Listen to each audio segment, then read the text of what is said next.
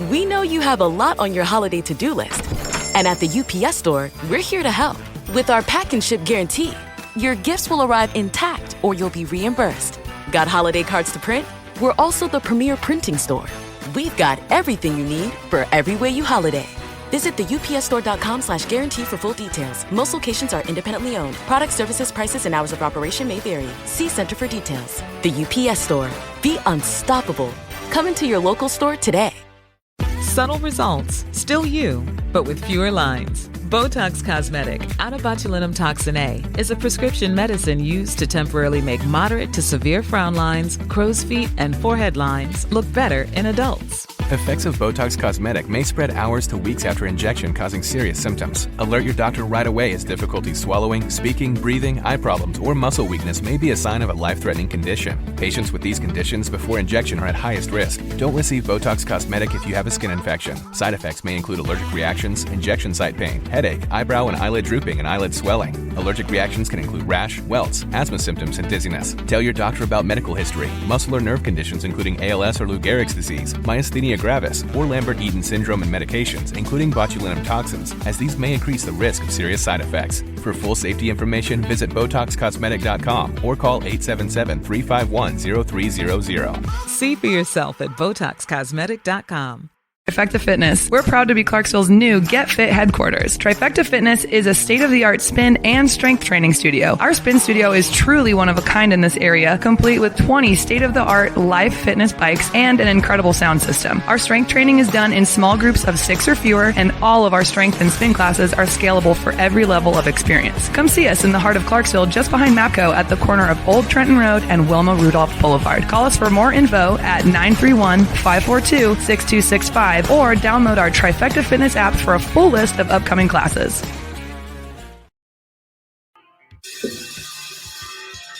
All right. Welcome back. MisFitNation. We are a show founded by a veteran and hosted by 2 veterans and a military spouse. Our mission is to get people to tell their story to the world. If you're an author, share your tips with MisFitNation. If you're a musician or actor, our audience needs to know how they too can get into the business. Coaches, we love our coaches. Come on and share some of your tips with the Misfit Nation to help them become better versions of themselves. If you're a corporate leader or an entrepreneur, come on and share how you did it and how hard you have fought for success. If you're a veteran, first responder, or Gold Star family, we would love to have you come on and just share your story with the Misfit Nation. We always have time for you. If you're feeling down, alone, or starting to see the darkness, stop. Think about those who are around you. You are not alone. You will be missed. If you feel like your problems will be a burden to those in your inner circle or are embarrassed, dial 988. If you are a veteran, take option 1. We need you to keep pushing forward. Don't make a permanent solution to a temporary problem. If you're a new listener, welcome to the Misfit Nation. Be sure to subscribe to our show on your favorite podcast apps and also on our YouTube channel at @_Misfit Nation. Subscribe and click the bell to keep you up to date with our latest episodes and all of our news. You can also find us on Heroes Media Group and About Face Radio. Now, let's get to the show.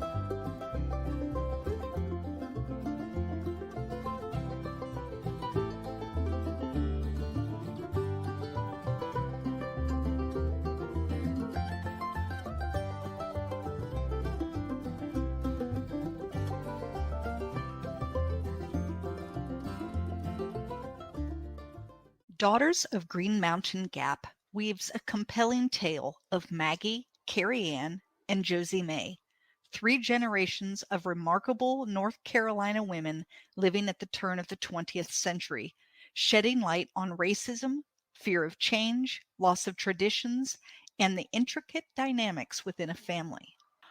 Author Teri M Brown skillfully navigates the complexities of their lives, revealing that some questions are not as easy to answer as one might think.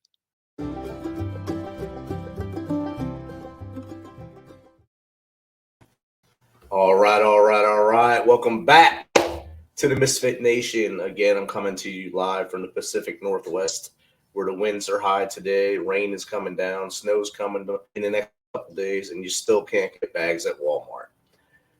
Our next guest really doesn't need an introduction on our show, but I will for those who are new. This is our third year in a row launching one of her great works. She was born in Athens, Greece as Air Force brat. She now calls the North Carolina coast home, where she is now sitting through storms today. She had the worst of it through, thank God. In 2020, her husband, Bruce, rode a tandem bicycle across the United States from Astoria, Oregon to Washington, D.C., successfully raising money for Toys for Tots. Her debut novel, Sunflowers Beneath the Snow, is a historical fiction set in Ukraine. Her second book, An Enemy Like Me, is set in World War II. And her third, and the one we're going to talk about today, Daughters of the Green Mountain Gap, is a generational story about Appalachian healers. So without further ado, let's welcome author Teri M Brown back to the Misfit Nation. Welcome back, Teri. Hey, Rich, how are you doing?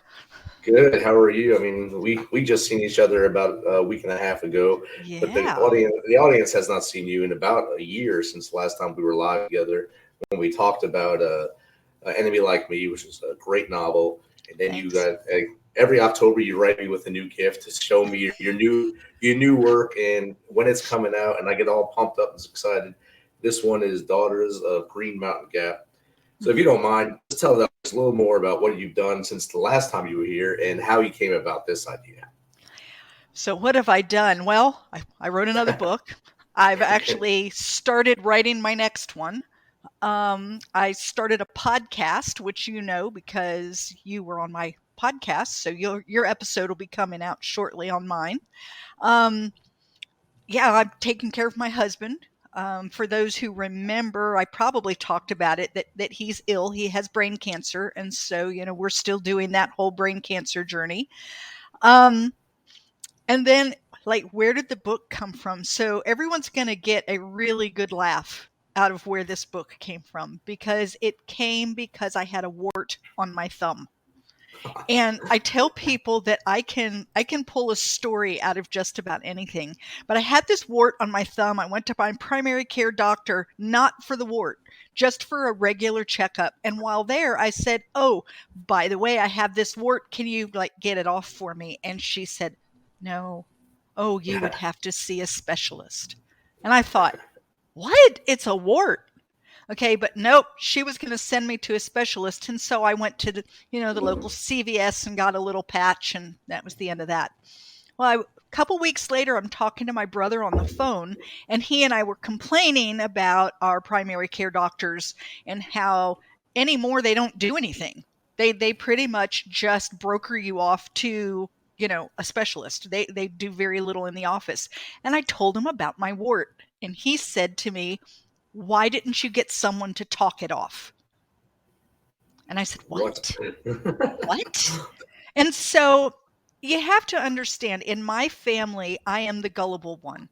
And I'm often told stories that are not true. I believe them, hook, line, and sinker. And then for years, I have to hear the story at Christmas time. "You remember that time that Terry fell for the whatever?"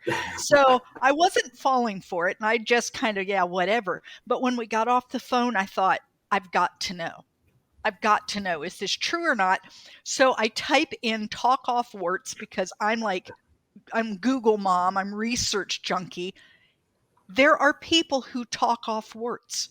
They literally will hold your hand and talk to the wart, and within a week, the wart goes away.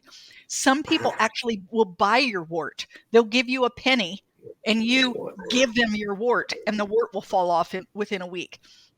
So of course I had to keep digging because it was like, what other weird stuff is out there? And little by little, I started finding out about a lot of people who have magical's the only word I can come up with, but it isn't really magic. It's like they believe that they have this ability to heal, and the people they're healing believe that they have the ability to heal, and they're healed. And they do things like get rid of thrush. Like if you have that infection in your mouth, they can blow in your mouth and the thrush disappears. Or you can have a breech baby and they'll talk to the baby and poof, the baby turns over and is in the right position. The weirdest things. And that led me to the Appalachian Mountains of North Carolina. The healers were called granny women. And bam, I knew that's what my story was going to be. And Maggie was born, and her name became Maggie immediately in my head. And she just started talking to me. And before long, I had another book. But it all started because I had a wart and my primary care doctor wouldn't take care of it. So. Wow. And sometimes it takes a left hook or a U-turn like that to get things going. And right. But I tell people, I tell people all the time that, I think that people are under the impression that in order to be a storyteller, that you have to have seen something amazing or done something incredible, or that you have to look and find the most like intense, crazy thing out there. And the truth is that there are stories literally everywhere. They're under every rock and every shell and around every corner. And you just have to kind of be open to that idea, to look at something that's rather normal and then say, what if? Or what would have happened if that had been 100 years ago? Or what would that look like 200 years from now? Or, what would that look like if someone didn't believe in whatever? Or, and bam, the stories start. So you said Maggie was easy to come up with, and then you have Carrie Ann and Josie May. Right. The character development there, I'm sure that came from researching and finding out more actual granny healers and maybe their families within North Carolina, the Appalachian. Well, the Appalachian Mountains go way up the coast to, I think, Maine. Right. And but was it like combinations of people that you found out about during your research, or you just figured I'm going to hone in on these three? So they're not three real people. They're definitely, imaginary, but they represent what would have been happening in that time period. So in the 1890s, especially in Appalachian Mountains of North Carolina, it's not like a big highway went running through there and everybody knew where they were. These people were very cut off from society. But there were traders that came through. There were people, they did get some information. Some of the bigger towns like Asheville would have a doctor as opposed to a granny woman. And so they were starting to understand that there was some more modern medicine in that period of time. So we have Maggie, who is the traditional granny woman, roots and herbs and all of her little, spooky talk and the things that she does in order to get people to be well. And her daughter, who thinks her mother's nuts and says, we now have people like Florence Nightingale out there. Mom, why are you still doing what you're doing? And so she very much is trying to bring this idea of the modern medicine to her community. And then Josie May, so Carrie Ann's daughter, Maggie's granddaughter, looks at both of them, and what she sees is what neither one of them can see, which is they both have some really, really good points, and yet both of them lose patience. There's nothing that's perfect, right? It's not like Granny Woman is perfect or modern medicine is perfect. Both grandma and mom lose patience. And so she doesn't really know which way she's supposed to go. She feels like she's called to heal, but who does she follow? And how does she get her mom and her grandmother to kind of like come to some kind of terms with each other? So that's kind of where the book goes. And that can happen in any generation gap of any year, because you have mom, grandma, and daughter, and the 3 generations seeing things differently through their eyes. And like, you can go to today and say, like, my dad in technology, then us in technology, and then our kids in technology. Oh yeah. What's So you the gap? you look at my mom. My mom is 81. And when she got her cell phone a few years ago, it was the funniest thing you've ever seen in the world. She called me up on it and she's yelling, okay, Teri, I'm on a cell phone. And it's like, I get it, Mom. Honest, you don't have to yell. So she wanted to know if I would call her. And she was trying to make sure she lives close to Fort Liberty and doesn't have a lot of cell service. There's a lot of weird little places because they can't put the cell towers in and things. So would I call her and make sure that she was getting good signal? So I call her, she doesn't answer. So I called her on her home phone and she said, I pushed that button and it was, Mom, you have to swipe it.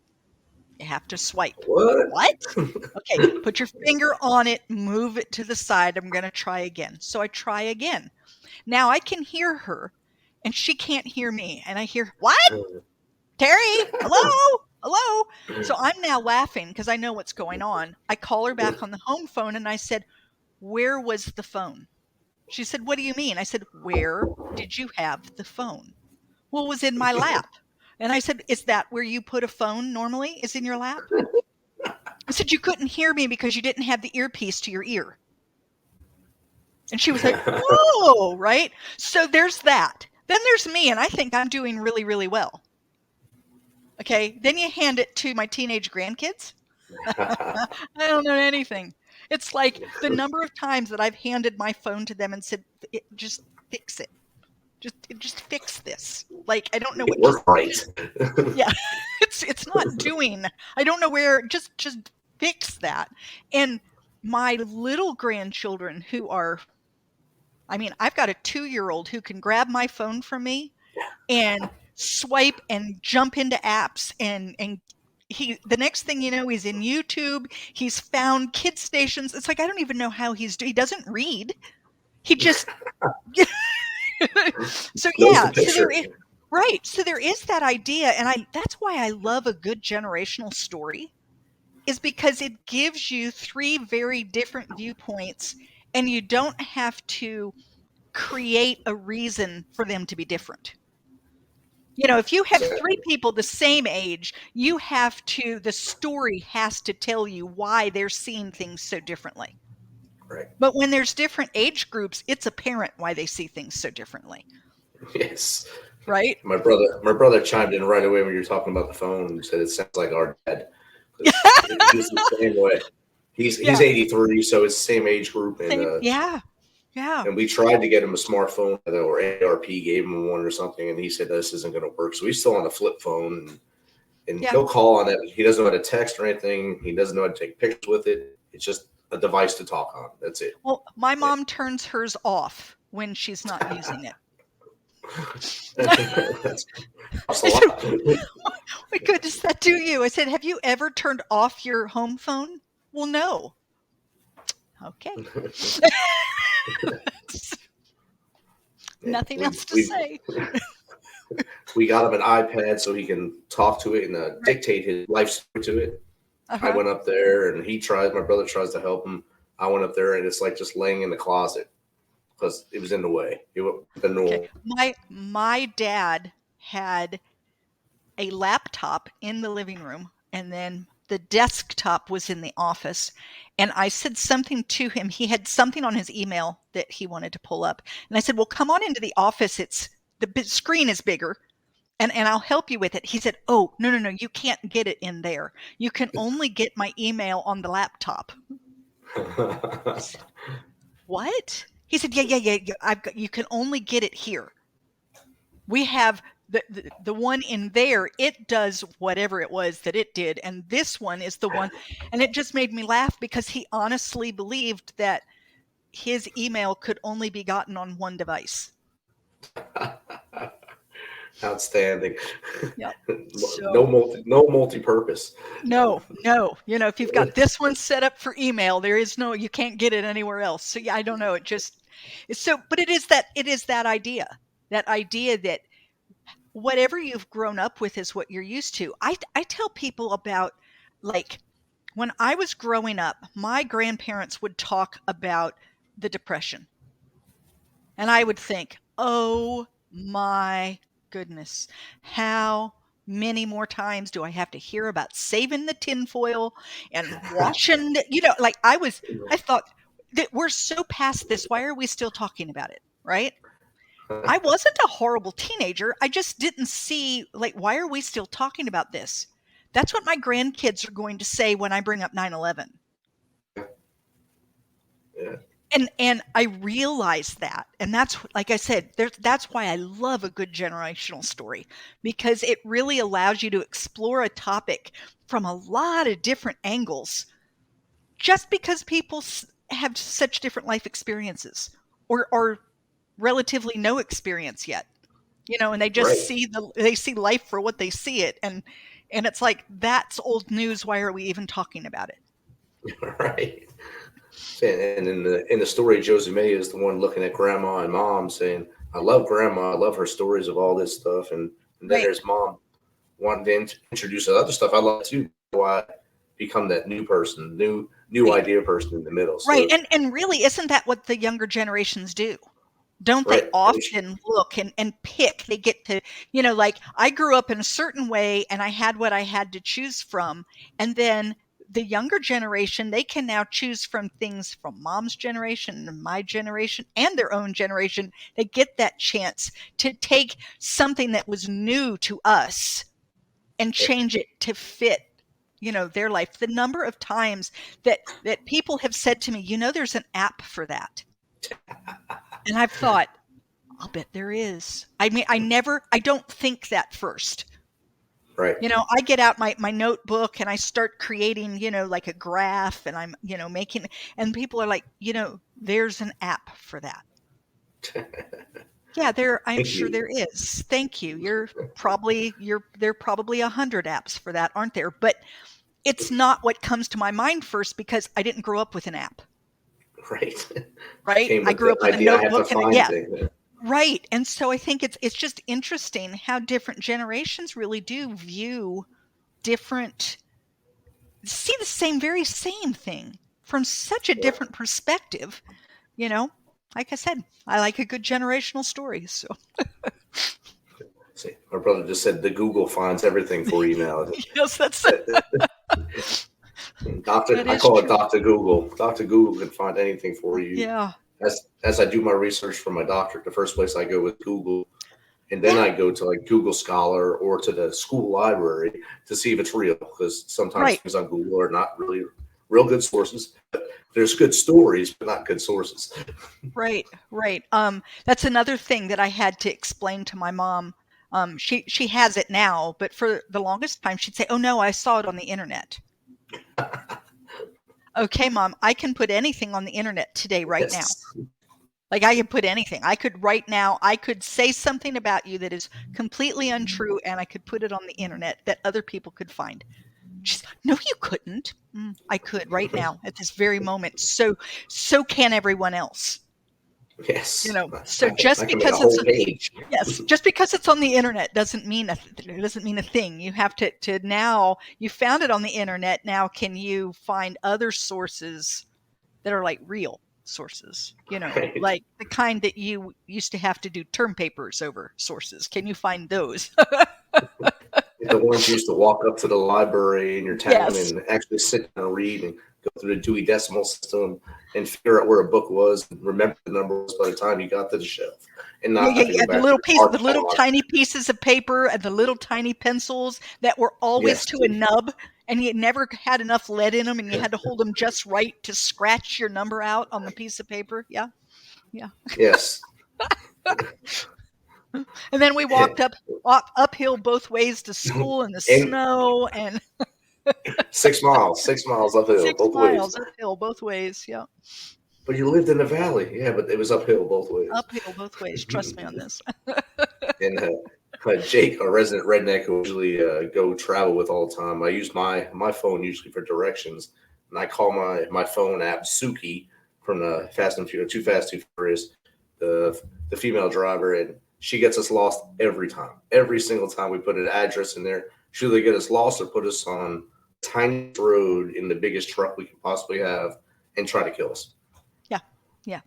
So when my husband and I rode across the United States on the tandem bicycle, you're out in the middle of nowhere. And so you are using GPS and whatever. And I got to the point where Google Maps, like, they're dead to me. I am so sorry, but the number of times that we would be in the middle of freaking nowhere and the road would literally end. And you'd talk to someone in town and they'd go, oh, yeah, they were going to put that road in 5 years ago and it just never went through. And it's like, or you would you were on a really good road and all of a sudden it turns to dirt and gravel and that's what it's going to be the next 8 miles. And there isn't any way around it. And it's like, really? This is the road you chose to bring me on? Yeah. So I understand that. Yeah. Yes. In fact, if you go back and look at the blog, I kept a blog the whole way across. And I do believe that one of my blog titles was Google Maps is dead to me. I mean, well, Suki she keeps me on my toes. I keep her with us. Keep her with us at all times. She hasn't got lost here much yet. So as this is book 3 in our library of Teri Brown, and I know you're early on your next one. I know I can feel it just looking at you. I can see the engine running. Where are we going next? So people have trouble believing this because I've done 3 historical fiction, right? All of them have multiple points of view, dual timeline, past tense. This one is a contemporary humor, one person, present tense, totally different from anything. But I've had a character in my head for years. I don't know how many of your audience would know this book, but when I was growing up, there was a book called Are You There, God? It's Me, Margaret by Judy Blume. And all the pre-pubescent girls read it. And it was all about things like, when am I going to get boobs? That whole thing, right? Well, sorry, I probably shouldn't have said that online, but anyway, you've all heard the word. Yes. You know what they are. Yeah, you know what they are. Okay. I had this thought one day, like I said, the smallest things can bring a story to my mind. And I thought, I wonder whatever happened to Margaret. Right? The last time I saw her, she was 12. And I wonder whatever happened to Margaret. And all of a sudden it was like, her name's Peg and she's going through menopause. So from 12 to menopause. Wow. 12 to menopause. And so I'm writing her story and it's funny. It's very tongue in cheek. She forgets where her glasses are and they're sitting on top of her head and she's gaining weight and she's, got what older women called the bingo arm wings, when they raise their hand and then this part starts to sling around and, all of the things, the hot flashes and all of this stuff, but it's done in a very tongue-in-cheek, funny way. And we just follow her along. And every woman that I have brought this up to laughs without me having to give any explanation other than I'm writing about Peg and she's going through menopause. And they all just start to laugh. And it's like, it's going to be a great book. It's going to bring joy to a lot of people, especially those who had to read this book. Seriously. No, I just think that I think it's a different story. It's very different. But for me as an author, I think what I love about it is really testing me because it's one point of view instead of 3. It's present tense instead of past tense. It's humor. Contemporary instead of history. There's a lot of really different factors in this book. And I feel like it's almost testing me. Like, can I do this? Can I switch up a genre enough that I'm still me and I'm still writing characters are important to me? Am I still getting that across? But can I be more who I am in real life? Because in real life, I tend to be funny and I tend to be kind of tongue in cheek and a little bit sarcastic and those kinds of things. And can I do that in this novel. I don't think it's going to be a genre I stick to. I don't think I doubt that I'm going to write hundreds in this particular, but it just felt like a challenge. And, I love a good challenge. So who knows? Sometimes that's all the fuel you need is a challenge to do Yeah. something. And this is, like you said, it's going outside of your norm, your wheelhouse, to come back in and write something totally a different way, a different style, and keep your audience engaged. So it's going to be awesome to see that. Yeah. And I think that for me too, I'm still a relatively new author. My first book came out just 2 years ago. So in January of 2022, and then I had one in 23, and now I have my third one out right now. And so in the scheme of things, I'm a new author. I'm still, young and don't know what I'm doing. So it's almost like taking a class, Right. Okay, this is what you're used to. We're going to throw you in sideways and see if you can do it this way. And I'm learning things about my craft because I have to. Whereas maybe writing another historical fiction with 3 points of view and generational, that's getting easy, not easy. That's the wrong word, but it's getting comfortable. That's the right word. It's getting comfortable. I know the process. I know what I need to do next. I know where it's going. I know where the conflicts are going to come from. And doing this, I don't know any of those things. And so I'm kind of having to learn as I go, and I'm enjoying it. Who knows if it will go anywhere? I mean, the next time you talk to me, I could tell you that I've written another historical fiction and Peg is on the back burner because it just didn't go anywhere. But that's what I'm working on at the moment anyway. Yeah. Peg still has menopause. She'll be all right. She'll be all right. It's going to go on and on. So I know the actual release date for Daughters of the Green Mountain Gap is what, in 2 weeks? January 23rd, yeah. right? Yeah. Are you going to do a book tour, a local tour, or anything like that to promote it, or just podcasts? Yeah, I'm having a my launch party on the 18th. So that's a little local event. And then what I'm really doing is more of an online tour. So you're part of that, where I'm putting things out there. I'm calling it my launch tour. And every day I'm throwing something out there on the internet, letting people know, hey, somebody reviewed it. Somebody talked about it. Someone had me on their podcast. Someone, interviewed me and wrote it up in a blog or whatever. And so I'm just trying to create a little bit of buzz that way. And then I've got some local venues, libraries close by and things like that have invited me. So. It's good. Even though you call yourself a new author, you're taking all the right steps to make it grow and keep your brand out there and your name out there. And of course, your great works. Well, and that's what I'm trying. And, when people ask me, like, what would you tell a new author? First I talk about the writing, but then I quickly switch into, you have to be willing to go out there and talk about your book. Right. And tell people that you have a book. And tell people, not only do I have a book, but it's a good book and you should read it. You have to be able to say that. If you cannot hold up your book and say, I have a good book, nobody else is going to say it for you. And one of the things that I said one time, and I had people kind of look like this, I said, if you're not willing to dance on the table naked with your book, nobody's going to.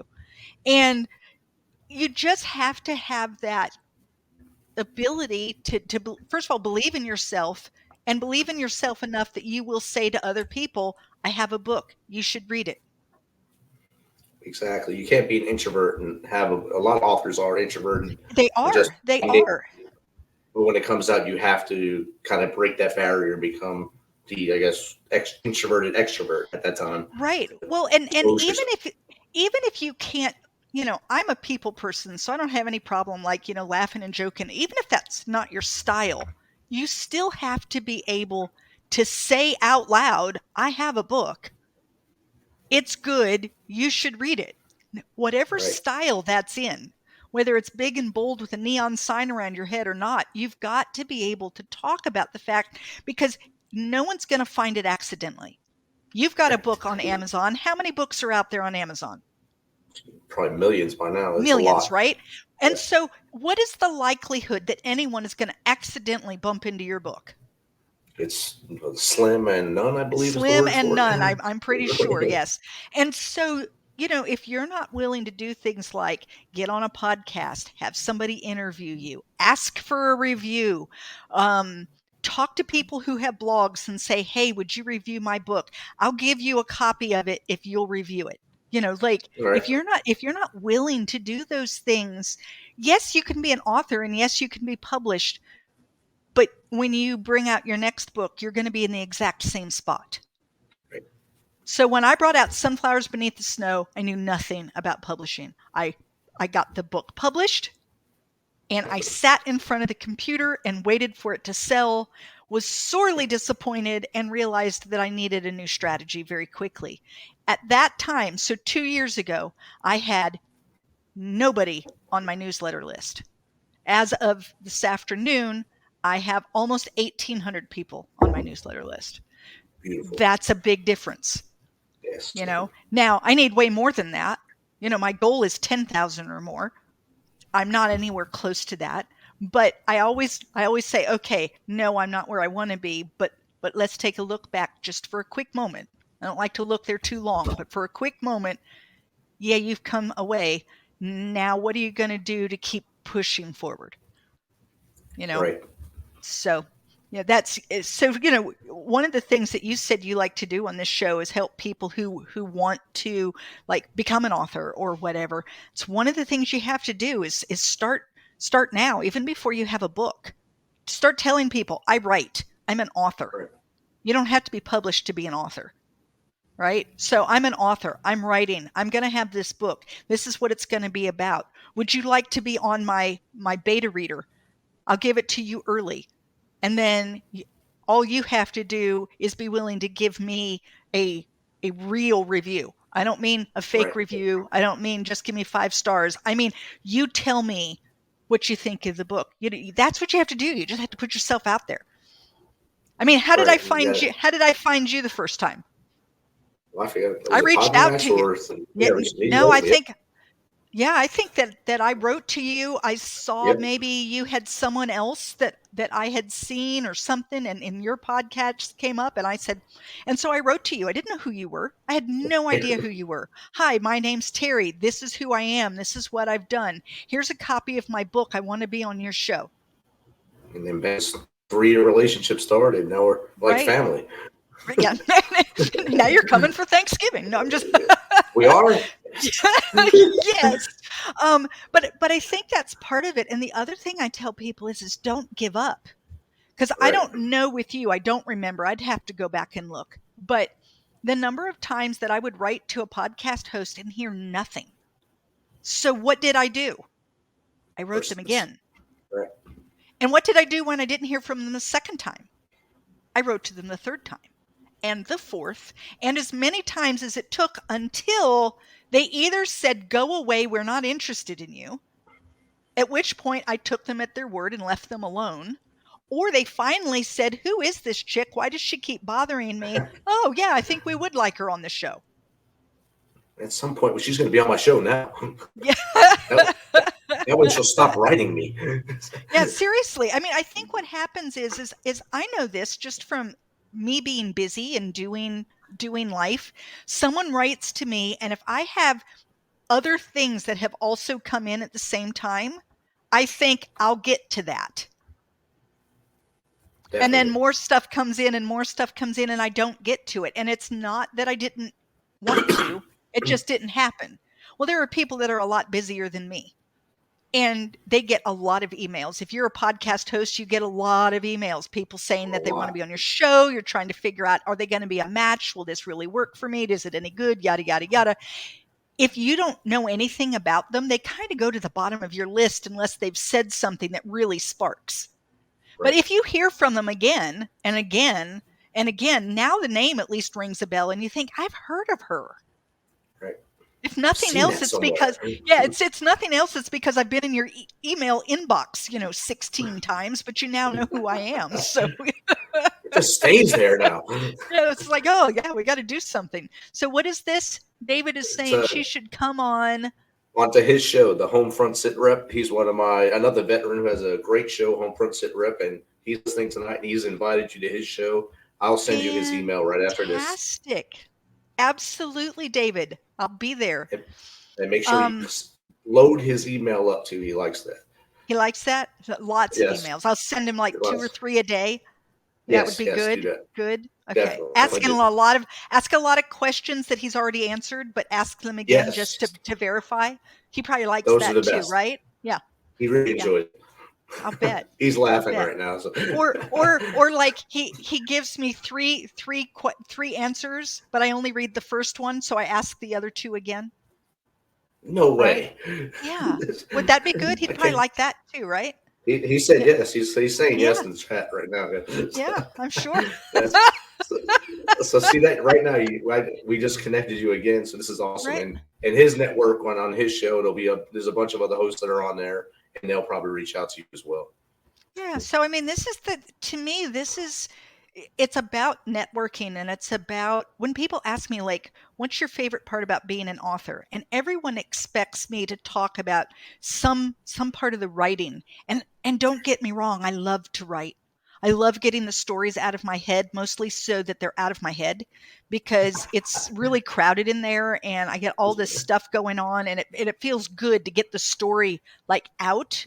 But the part that I have learned that I love the most is meeting other people, meeting other authors, meeting readers, meeting podcast hosts, meeting just people who are interested in what I'm doing, and finding connections. And to me, that's been the biggest joy of this entire journey. When you were talking about the answer and the first question, but disregard the other 2, our resident redneck, he jumped in and said you would fit right in with our actual work company. Every time we send an email. So what's the answer to this one? Look above. Yeah.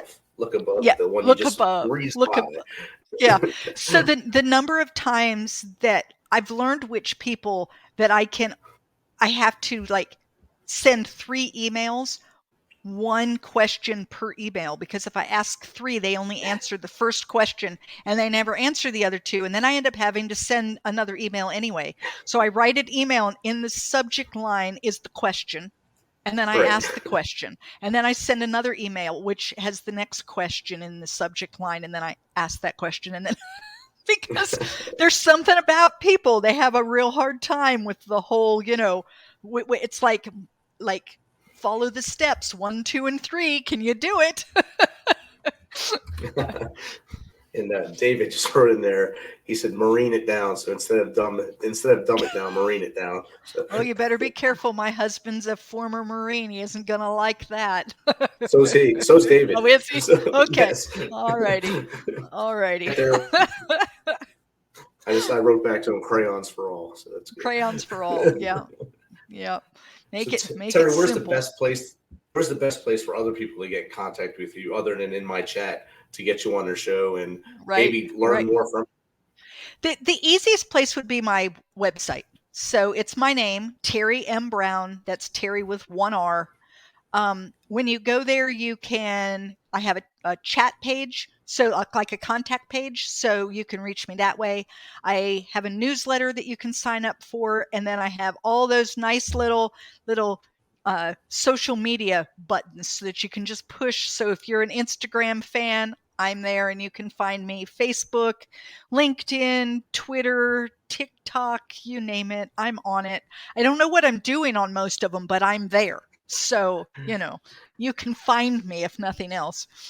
Definitely. But that's where your kids and grandkids come in with the exactly.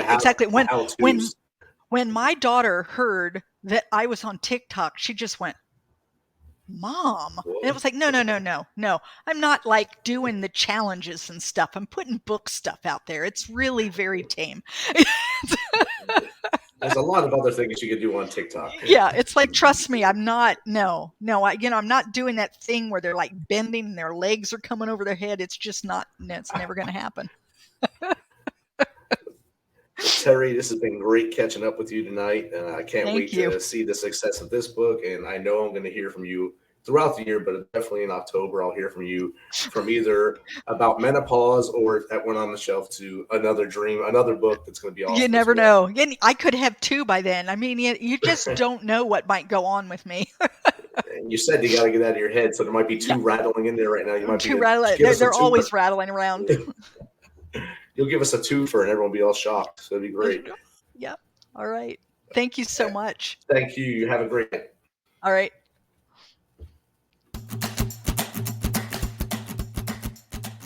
This message is from the U.S. Department of Veterans Affairs. Did you serve in the military? If so, you can obtain a free lifetime pass to more than 2,000 federal recreation sites. These sites are located across more than 400 million acres of public lands, including national parks, wildlife refuges, and forests. The lands host activities to fit any lifestyle: hiking, biking, fishing, camping, and much more. Gold Star families are also eligible for these free lifetime passes. Plus, they cover entrance fees for a driver and all passengers in a car, or up to 3 additional adults at sites that charge per person. Obtaining one is easy.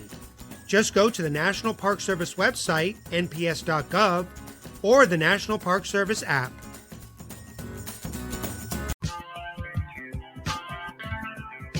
Thanks for checking us out and being a part of the Misfit Nation.